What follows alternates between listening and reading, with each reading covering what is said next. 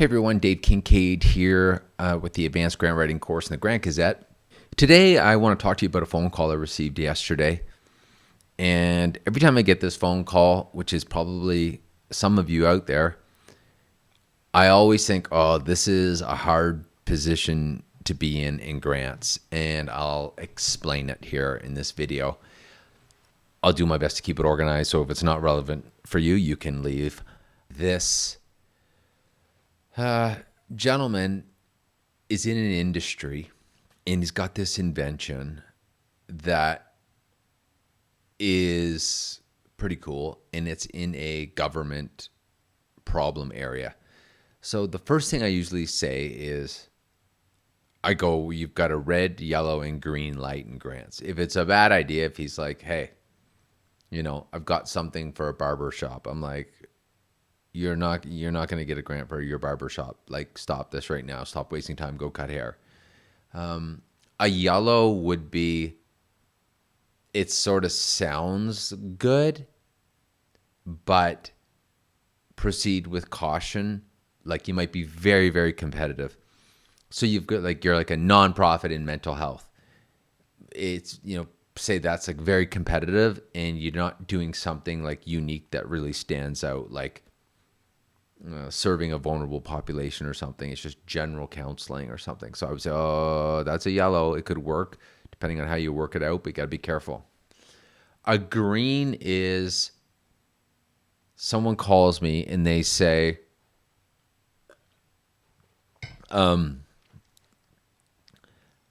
have a cool invention. It's in a government problem and it's in a funding sector. So an example would be like a cool invention in agriculture or emission reductions or homelessness, something that's a real pressing issue. And this gentleman had something in one of those sectors. Now, what he has essentially is experience. He's in it, and he wants to develop a new product and wants to get grants for it. So this is where it ends. Like, so far he's got a green light. But the challenge is, he's at the very beginning of a grant journey and doesn't have a business plan, knows the market, kind of knows nothing out there, but nothing written yet, and wants to know the likelihood that he's going to win a grant. So 5 things that this entrepreneur will need right off the bat are, number 1 would be sort of this, needs assessment review of any existing documents that exist, including like the person's biography and that type of thing. The next thing they're going to need is like a project scope statement, a detailed project outline, and then a scope statement. Like when I was talking to this gentleman, I was like, tell me about your project. How much is it going to cost? And he's like, man, it could be, 100,000. It could be $1 million. Those aren't the exact numbers, but it was like that far an exaggeration. I'm like, that's not good. Like, you do not want to go to meet a grant agency for the first time and be like, it could be 100,000. It could be $1 million. Like, no, like you got to get much tighter than that. The next thing is he's got to figure out all of which grants to go after. So in this video, I'm going to show you which ones I would recommend. That if you're doing something innovative, this is an Alberta example, but you can take the model and apply it anywhere in Canada. And then you've got to get ready for this grant agency meeting, because you want to meet the grant agency and you want it to go well. You want it to be like, oh yeah, you're competent. This is a severe problem. But they're going to ask you questions, right? It's not going to be like, they're going to say, who else is doing it? Who are your customers? Basic questions. And they're going to want to know that this sort of technology development advisor who works at the grant agency sort of to guide you on what grant you're going to need. And then, you're going to need a plan going forward on sort of how you're going to implement this. What step are you going to do first? Are you going to do the patent first? Which grant are you going to go after first? You're going to do the business plan. So there's like just an ordering of operations. So it's a tricky spot to be in, right? Like, he's got a really exciting idea. You may have an exciting idea too, but you haven't done a lot of research yet. And when you get into meeting with grants, you've got to, it's like going on Shark Tank or Dragon's Den. I say it's like Grant Tank is what I call it, which I think is funny. No one else does. But I'm like, you got to know your numbers. Like, you just can't go in and be like, oh, how's it going? You know, you want to be organized and you want to know what's going on.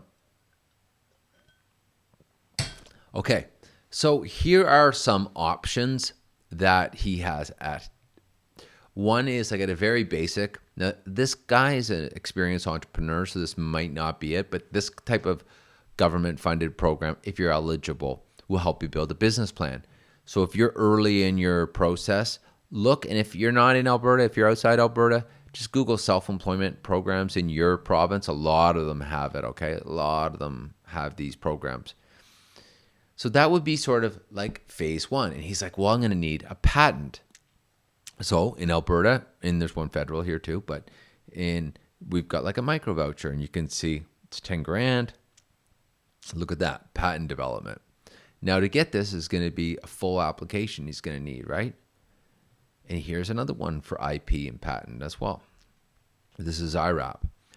And then there's sort of two other grants. There's one with Alberta Innovates. It's 100 grand. You can see a little bit more new product design. Like, he's going to need engineering, so we could put that towards it. And IRAP may potentially fund it as well. He's in a particular grant space. So he's left in this situation where he then asks, what are my chances of winning? Well, it's usually what you want to do is have a great meeting with the grant agency, meet them, and them say, this is a great fit. We like it. We like all the initial questions. Put together an application. This would be a strong application. But right at the very beginning, he's a little bit not sure. So basically, to get into, when you're into, this is a more either writing grants yourself. So if he's doing a do-it-yourself model, it would be, he would go through something like my course, and I would coach him and say, okay, build your meeting prep package and stuff like that. And he could go through it.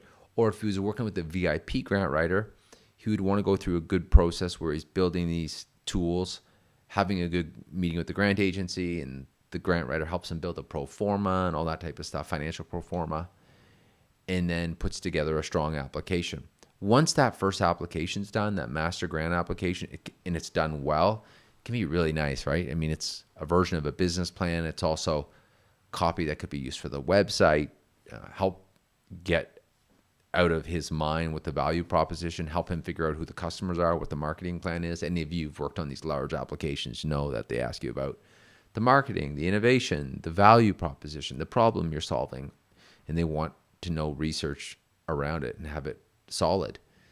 So the nice thing about it is once it's built, you can go after multiple grant applications. The project will likely, that question will change because one might be IP, one might be to hire an engineering company or hire someone on staff for sales. It'll vary, or hire summer students, or et cetera. It could be a whole host of things on the innovation side.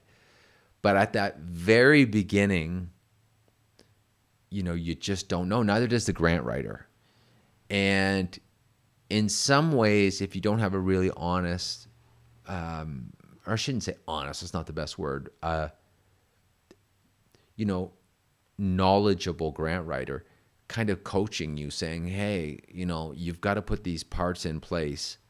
You've got to have, your team's got to figure out exactly what the project is. You've got to get quotes so that you can get a realistic budget.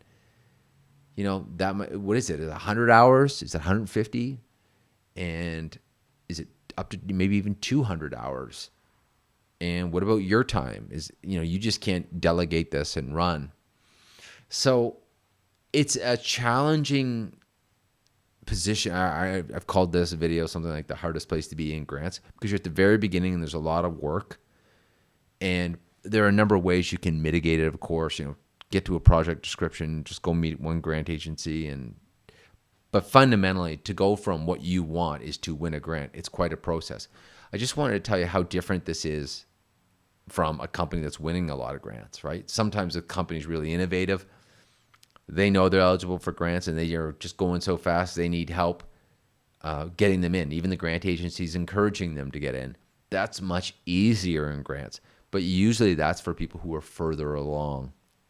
But, that's a call I like to get. Hi, we're doing great. We've won a ton of grants and we just need to submit some. It's like, oh, okay, great.